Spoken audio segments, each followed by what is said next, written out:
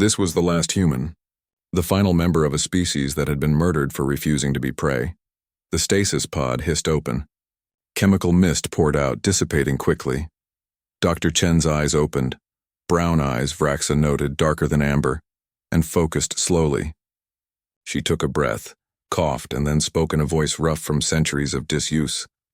"Guardian 7, she rasped. "Status report, Dr. Chen, welcome back. Current status, station operational. All systems functioning within normal parameters. 347 years, 2 months, and 14 days have elapsed since you entered stasis." The human's eyes widened. She sat up slowly, wincing at the movement. 300, she stopped, processing. "My species? Extinct. You are the last human, Dr. Chen. I am sorry." For a moment, Sarah Chen simply sat there, staring at nothing. Vraxa saw emotions flicker across her face. Grief, loss, acceptance. The human had known this might be the case. She had prepared for it. But preparation and reality were very different things. Then Chen's eyes found Vraxa. "You're Quellen?" "Yes," Vraxa said carefully. "Captain Vraxa of the transport vessel Perseverance. Your station saved my people from the crash 3 cycles ago." "Dr. Chen, Why did you wake me?" Chen interrupted, her voice sharp. "Guardian 7 had orders. Wake me only if necessary. If defensive protocols weren't enough." She stood, steadying herself against the stasis pod. "What's happened?" Vraxa explained. "The coordinated enemy movements. The plans to destroy all Guardian stations. The Council of Prey species that had formed. Their plan to turn the defensive platforms into an offensive fleet, and how they needed a human mind to make it work." Chen listened without interrupting. When Vraxa finished, the human was silent for a long moment. "So," Chen finally said, her voice flat. "The galaxy is coming to finish what they started, to destroy the last remnants of humanity's legacy." She laughed, a bitter sound. 300 years and they still haven't learned. "Dr. Chen, do you know what my job was?" Chen asked, turning to face Vraxa fully. "Before the end, I wasn't a soldier. I was an engineer. I designed life support systems. My work saved lives. And then the virus came and I watched everyone I loved die while the galaxy that condemned us looked away." Her hands clenched into fists. "I helped build these stations because I wanted something good to come from our extinction. I wanted humanity's last act to mean something." "It did," Vraxa said urgently. "Guardian 7 has saved over 800,000 lives. 112 species have found sanctuary because of what you built. Dr. Chen, your legacy has mattered." "Has it?" Chen asked. "Because it sounds like the galaxy is about to erase even that." "Not if you help us," Vraxa said. "Not if you teach us to fight the way humans did. Guardian 7 can defend, but it can't wage war. It can't think creatively. Can't adapt, can't predict what the enemy will do and counter it. We need a human for that. We need you." Chen stared at her for a long moment. "You're asking me to become a general? To command a war against the species who killed mine? No," Vraxa said firmly. "I'm asking you to protect prey species from predators. The same thing you've been doing for 300 years, just more actively." Chen turned away, looking at the walls of the chamber. Vraxa followed her gaze and realized the human was staring at the handprints. Small handprints preserved under sealant. Children's handprints. "Those belong to the last human children," Chen said softly. 32 kids ranging from age 3 to 15. They were the children of the station's construction crew. They put their handprints on the wall on the last day, while their parents finished the final systems. Her voice cracked. They all died within 72 hours of that moment. The virus worked fast. Vraxa felt her heart's breaking. "I'm sorry." "Don't be sorry," Chen said, and when she turned back, her eyes were hard. "Be ready to fight. Because if the galaxy thinks it can take away humanity's final gift, if it thinks it can go back to preying on the weak without consequence, then I'm going to teach them a lesson." She walked toward Vraxa, and despite being half the captain's size, there was something terrifying in her gaze. "Guardian 7, connect me to the other stations. I want full tactical readouts, complete sensor data, and detailed information on every enemy fleet heading our way." "Acknowledged. Dr. Chen, data is being compiled now." Chen turned to Vraxa. "Captain, assemble your war council. We have 20 cycles to prepare, and I have 300 years of anger to work through. Let's make this count." 8 hours later, the War Council reconvened. This time, Dr. Sarah Chen stood at the center of the holographic display, manipulating the galactic map with practiced ease. Around her, representatives from dozens of species watched in fascination. "Your plan to consolidate refugees and create a mobile fleet is sound," Chen said without preamble. "But it's too defensive. You're thinking like prey. We need to think like predators." She zoomed the map in on the red markers. 3 major powers are coordinating this assault: the Kresh Imperium, the Torvan Hegemony, and the Selketh Corporation. They're all traditional military hierarchies, centralized command, clear chains of authority. "That's their weakness," Commander Zilrath leaned forward. "How so?" "Because centralized command means single points of failure," Chen explained. "Cut off the head and the body thrashes blindly. We don't need to destroy their entire fleets. We need to eliminate their command structures and sow chaos."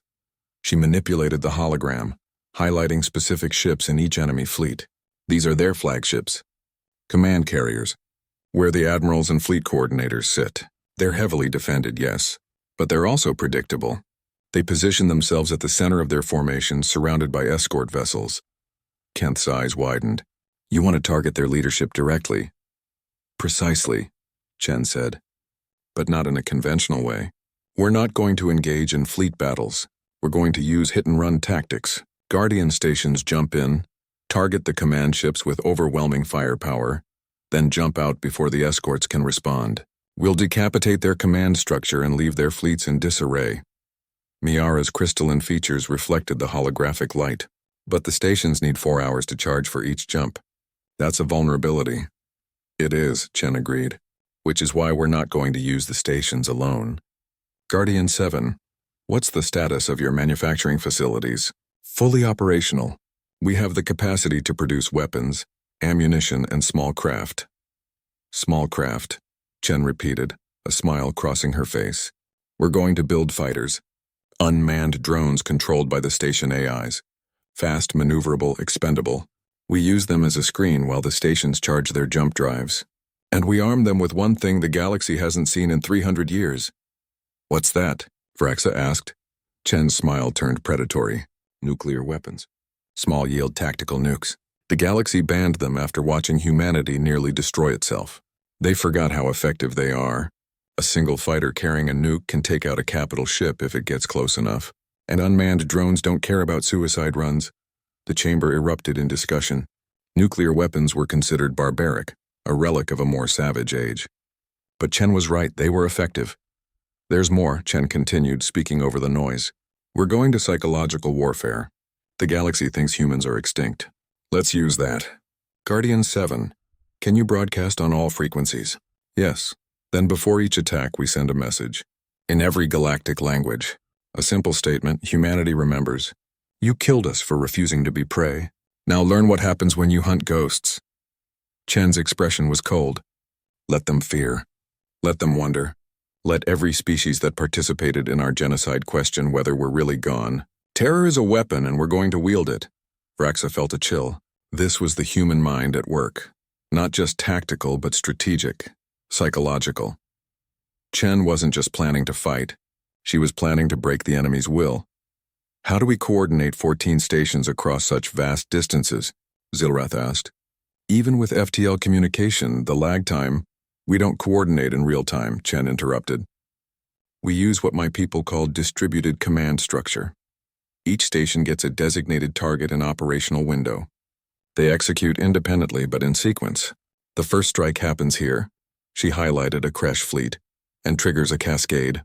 Once the enemy realizes they're under attack, they'll try to regroup, pull forces back to defend their core worlds. That's when the second wave hits their supply lines. Then the third wave targets their infrastructure. We don't need to talk to each other. We just need timing." She paused, looking around the room. "But understand this, we're not fighting to conquer. We're fighting to teach. Every attack sends a message, leave the prey species alone or face consequences. We hit them hard enough, fast enough, and they'll think twice before coming after refugees again." Kent stood. "Dr. Chen, you're proposing we fight a war against the 3 most powerful military forces in known space. With 14 stations and whatever drones we can manufacture. The odds are better than you think," Chen said. "Because we have advantages they don't. We're mobile. We're unpredictable. We have technology. They've forgotten how to counter. And most importantly, we have nothing to lose. They're fighting to maintain their power. We're fighting for survival. That makes us more dangerous than any fleet. She turned to Vraxa. Captain, I need you to do something. Send a message to every prey species in the galaxy. Every refugee, every survivor, every being who has ever been hunted. Tell them that humanity's legacy is still active. Tell them that the Guardians are going to war. And tell them that if they want to help, we need intelligence. Sensor data on enemy movements. Information on fleet compositions. Anything that can give us an edge. You want to build a spy network, Vraxa said, understanding dawning. I want to build a resistance, Chen corrected. The galaxy has been divided into predators and prey for too long. Time to show them there's a third option. Those who fight back. Guardian 7's voice resonated through the chamber. Dr. Chen, I must ask, are you certain this is what humanity would have wanted? This path leads to violence, to death, to escalation. Chen was quiet for a moment. When she spoke, her voice was soft but firm. Guardian, 300 years ago, my people tried peace. We offered friendship, trade, knowledge. The galaxy responded by hunting us to extinction. I watched children die. I watched my species burn. And with my last act, I helped build stations to protect others from the same fate. She looked up at the crystalline pillar. Violence? Yes, but righteous violence. We're not starting this war. We're finishing it. And when it's over, maybe, just maybe, the galaxy will remember that prey can have teeth. The chamber fell silent. Then, one by one, the representatives stood. Quellan, Vorlasian, Zaleen, and dozens of other species, all rising in unison. We stand with you, Vraxa said, with humanity's legacy. With the Guardians. Whatever comes next, we face it together. Chen nodded, and for the first time since waking, she smiled. A real smile, warm despite the steel behind it. Then let's get to work. We have 20 cycles to prepare. When the galaxy comes for us, they're going to find out why humans were so dangerous. We didn't have claws or armor or venom. We had something better. We had each other. And we never stopped fighting. As the council dispersed to begin preparations, Vraxa remained behind. She watched Chen manipulate the holographic displays, already deep in tactical planning.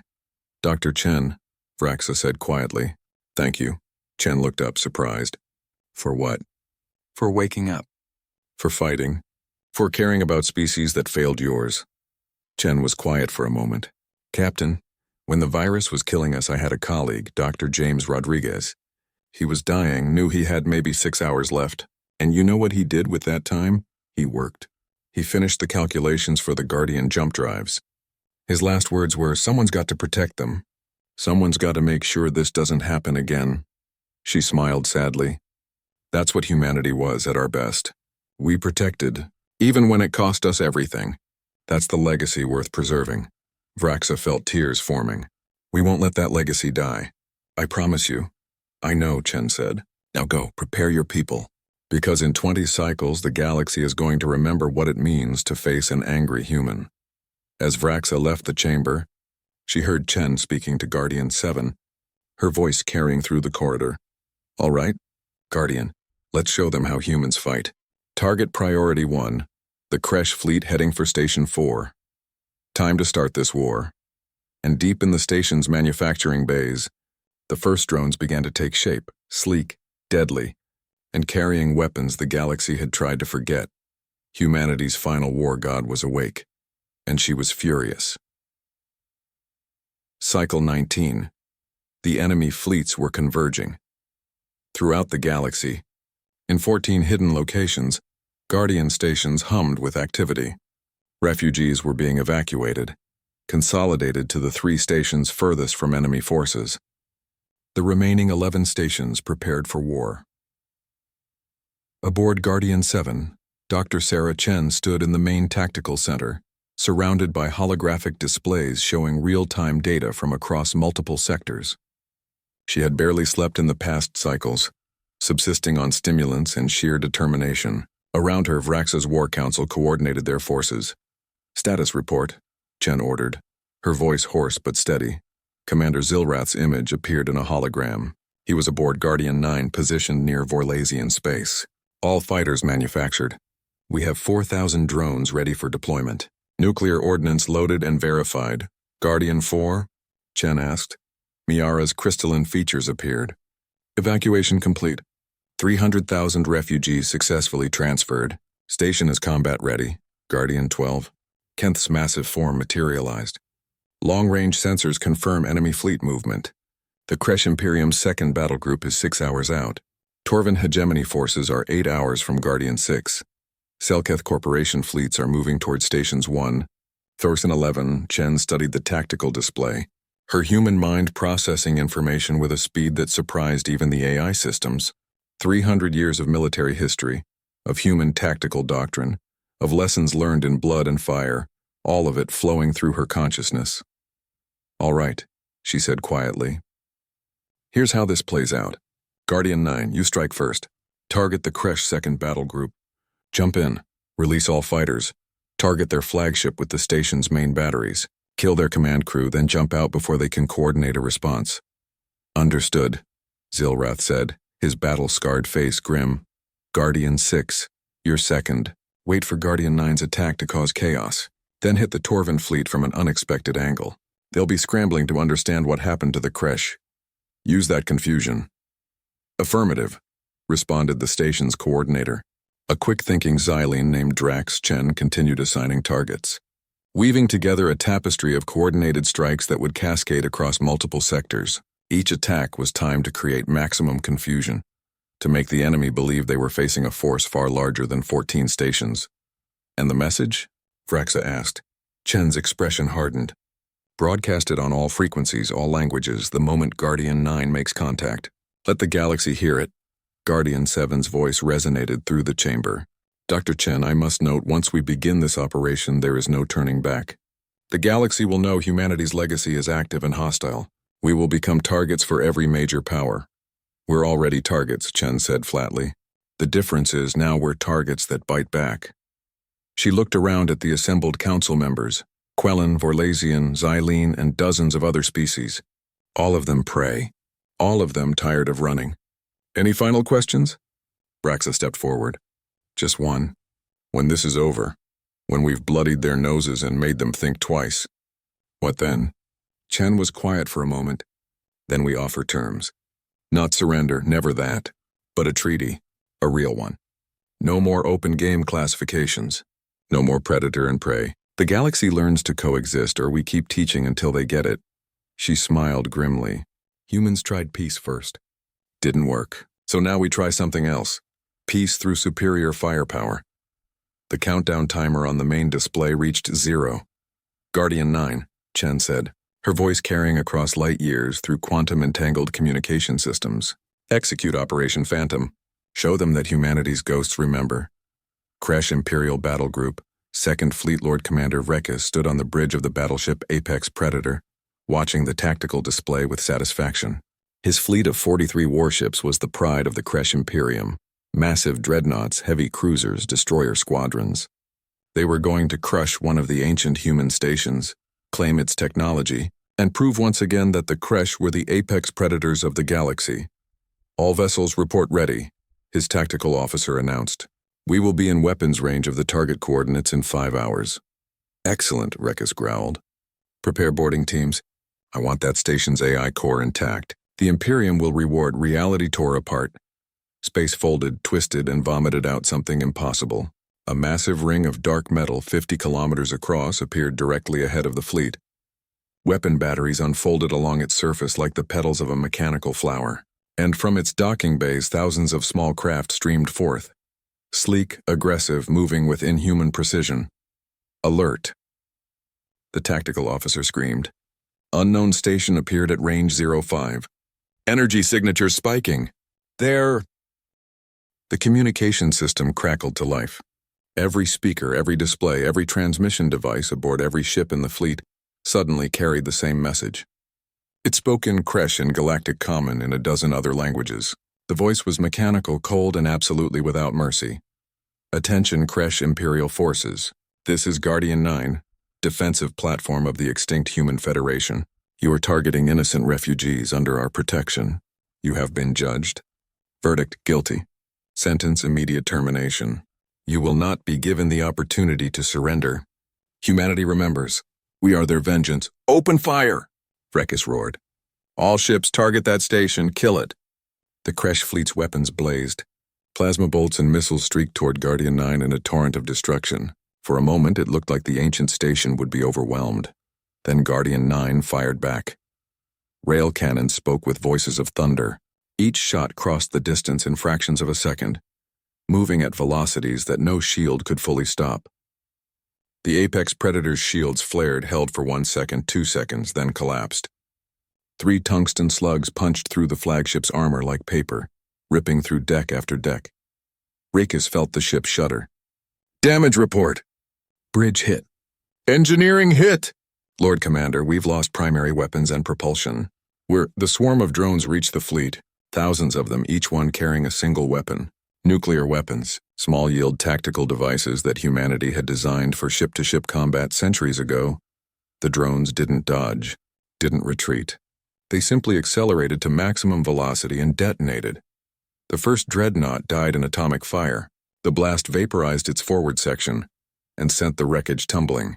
The second ship tried to shoot down the incoming drones, but there were too many. 3 got through, detonating simultaneously. The ship broke apart, spilling crew into the void. They're everywhere. The tactical officer screamed. We can't stop them all. Another rail shot hit the Apex Predator, this one punching through the command deck. Vrekas felt the world explode around him. His last thought, as the vacuum claimed him, was one of disbelief. They're supposed to be extinct. Guardian 7. Tactical Centurchin watched the tactical display with cold satisfaction. Guardian 9's attack was proceeding exactly as planned. The Kresh fleet was in complete disarray. Ships breaking formation, commanders screaming contradictory orders. 40% casualty rate on the Kresh fleet, Guardian 7 reported. Flagship destroyed. Command structure collapsed. Remaining vessels are attempting to flee. Let them go, Chen ordered. We want survivors. We want them to spread the word. She turned to the display showing Guardian 6's position. Drax, you're up. Hit the Torvan fleet. Make it count. Across the galaxy, the attacks cascaded.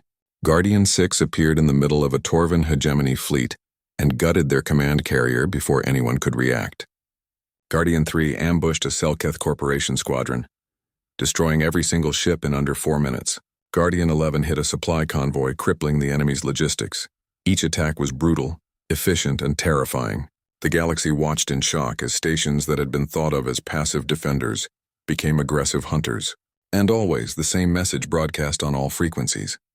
Humanity remembers. We are their vengeance.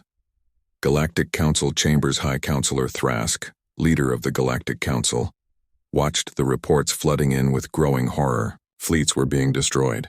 Command structures were collapsing, and the source was something the Council had thought long buried. How? He demanded. How are human stations active after 3 centuries? His military advisor, a scarred veteran named General Zethros, studied the tactical data. The stations were automated. True AI. They've been protecting prey species this whole time. We just never noticed because they stayed hidden. Now they're fighting back. Then destroy them. Thrask roared. Send every available fleet. I want those stations reduced to atoms. Sir, Zethros said carefully, we've already lost 37 capital ships and an estimated 200,000 personnel. The stations are using tactics we haven't seen since the human wars. They're unpredictable, mobile, and they don't care about their own survival. They're willing to take losses we'd never accept. Because they're machines. No, sir, Zethros said quietly. Because they're human. Even dead, humans fight like nothing else in the galaxy. They taught us that 300 years ago. Maybe it's time we listened. Thrask stared at his advisor. You're suggesting we negotiate? With machines? I'm suggesting we stop before we lose more fleets.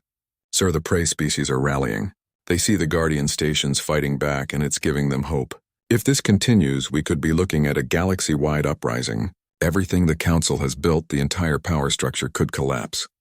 Thrask felt cold dread settling in his gut. 300 years ago, the Council had made the decision to exterminate humanity because they were too dangerous, too unpredictable, too willing to fight for what they believed in. They had succeeded in killing the humans, but they hadn't killed the idea of humanity. Send a message to all Council members, Thrask said, his voice heavy. Emergency session. We need to discuss terms. Guardian 7. Cycle 22, Doctor. Sarah Chen stood in the tactical center, watching as the last enemy fleet limped away from Guardian 12. In 3 cycles, they had broken the back of the coordinated assault. The Kresh had lost half their attacking force. The Torvan hegemony was in disarray. The Selketh Corporation was recalling its fleets for defensive positions. Message incoming, Guardian 7 announced. Source Galactic Council. They're requesting negotiations.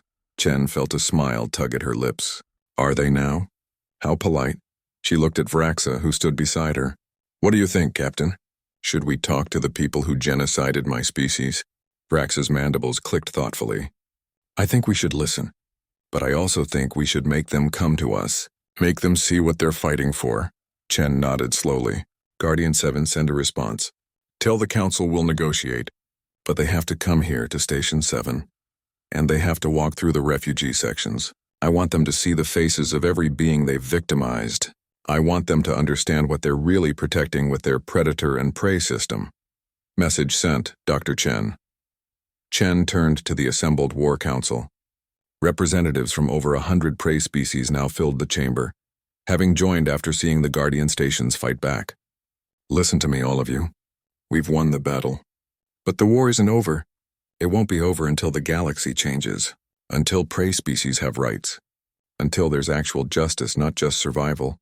She paused, looking around at the faces.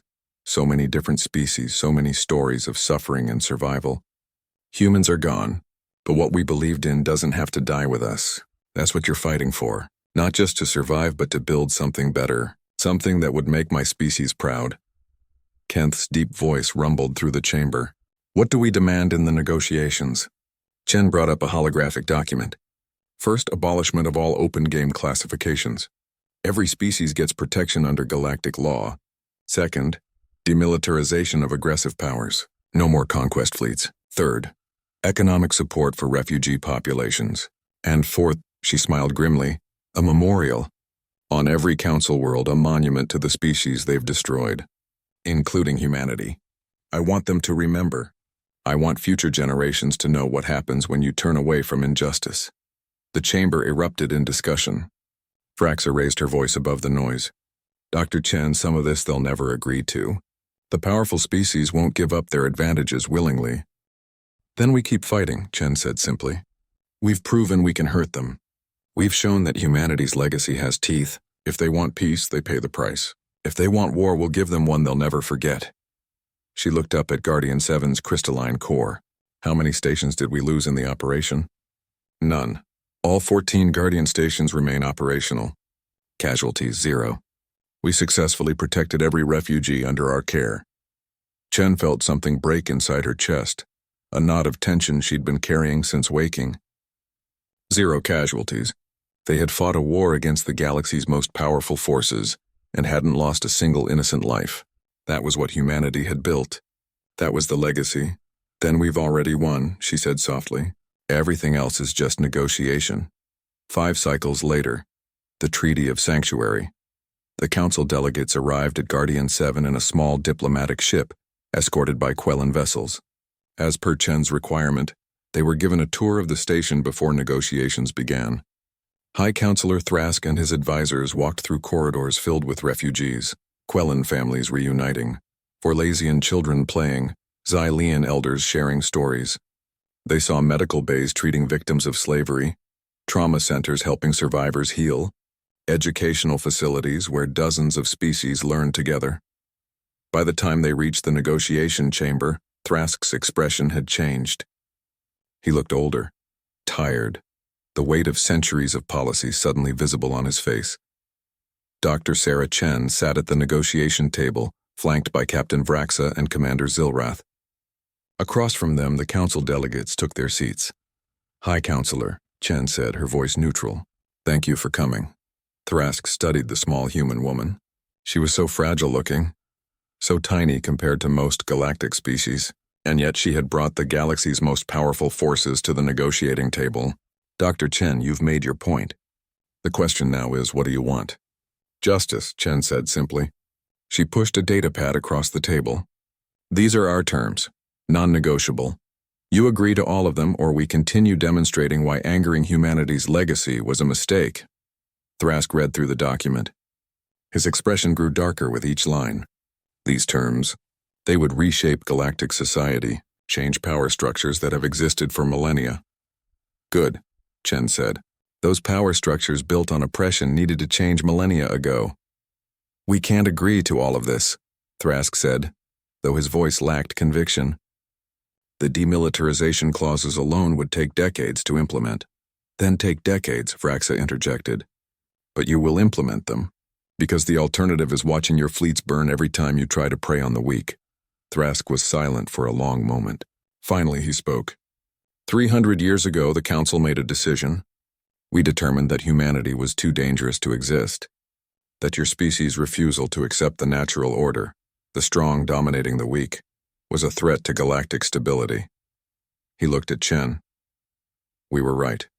You were dangerous. But we were wrong about why. Chen raised an eyebrow. Explain.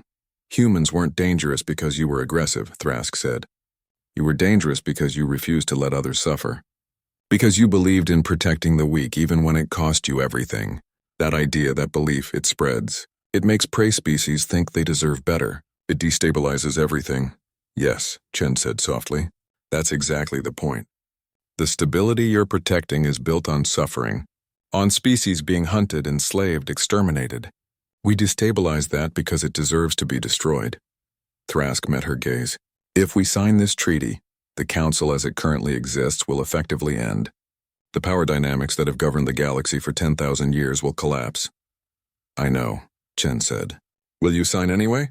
Another long silence. Then Thrask reached for a stylus. I'm old, Dr. Chen. I've seen a lot in my life. Wars, alliances, species rising and falling. And I've made many mistakes. Voting to exterminate humanity was the worst one.